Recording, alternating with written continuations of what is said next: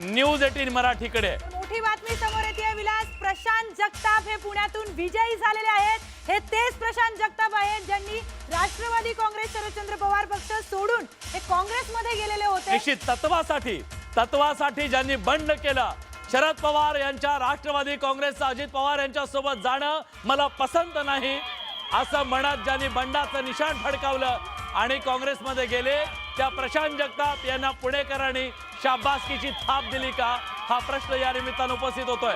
कारण अनेकांना दोन राष्ट्रवादींचं एकत्र येणं हे आवडलेलं नव्हतं। त्यांचं कारण असं होतं की सत्तेसोबत आपण जाऊ नये अशी भूमिका काही जणांची होती।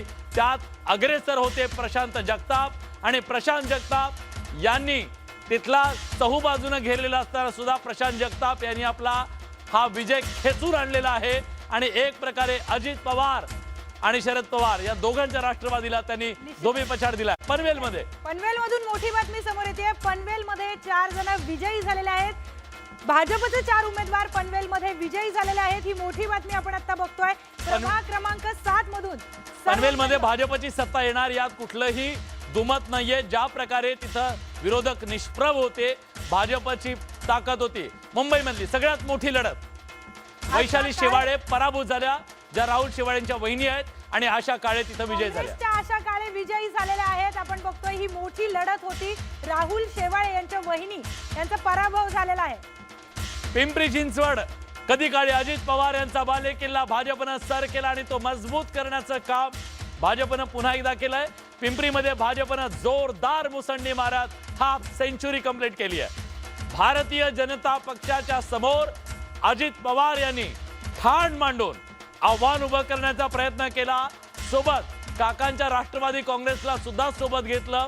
दोन पवारांनी एकत्र येऊन आपला बालेकिल्ला पुन्हा मिळवण्याचा प्रयत्न केला पण भाजपच्या स्थानिक पैलवानांनी जमू दिले नाहीये असं म्हणावं लागेल। मोठी बातमी समोर येते। अजित पवारांनी खातं उघडलेलं आहे। प्रभाग क्रमांक 10 मधून प्रदेश सरचिटणीस नजीब मुल्ला हे विजयी झालेले आहेत। अजित पवारांनी ठाण्यामध्ये आपलं खातं उघडलंय। तर मुंबईमध्ये पहिलं उमेदवार दिलं गेलं होतं म्हणजे तुम्हाला आणि हा विजयच आता तुमचा हा पहिलाच आलाय वॉर्ड क्रमांक 2 मधनं। या पहिलं तुमचं नाव जाहीर केलं होतं त्या लोकांमध्ये चर्चा चालू होती यांना मागून आलेले यांना का दिले पण आज या सगळ्या गोष्टीला तुम्ही उत्तर कशा पद्धतीने पहिलं नाव आलं होतं नंतर पहिला फॉर्म दिला होता आणि पहिला रिझल्ट पण आलेला आहे। तर जो विश्वास मुख्यमंत्री देवेंद्र फडणवीसजींनी ठेवला आहे तो विश्वास आम्ही खरं करून दाखवलं। घरी गेल्यावर तुम्ही विनोद गोसाळकर यांचा आशीर्वाद मी निघतानाच आशीर्वाद घेतलाय। मी तुम्हाला म्हटलेलं राजकारण वेगळं आणि कुटुंब वेगळं त्यांचे आशीर्वाद नेहमी माझ्याबरोबर असणार आणि ते आहेतच। नक्की राजकारण वेगळं कुटुंब वेगळं। तर मीरा रोड मधून मोठी बातमी समोर येते। भाजपचे 6 उमेदवार हे मीरा भाईंदर मधून विजयी झालेले आहेत। ही मोठी बातमी आपण बघतोय मीरा भाईंदर मधून। आता हा मोठी ब्रेकिंग न्यूज आहे। भाजपचे 6 उमेदवार मीरा भाईंदर मधून विजयी झालेले आहेत। मुंबई महापालिकेवर सगळ्यांची नजर आहे पण मीरा भाईंदर मध्ये देखील 6 उमेदवार विजयी झालेत। तर नगरमध्ये भाजपचे 11 उमेदवार हे आघाडीवर आहेत। वॉर्ड क्रमांक 207 मधून भाजपचे रोहिदास लोखंडे हे विजयी झालेले आहेत।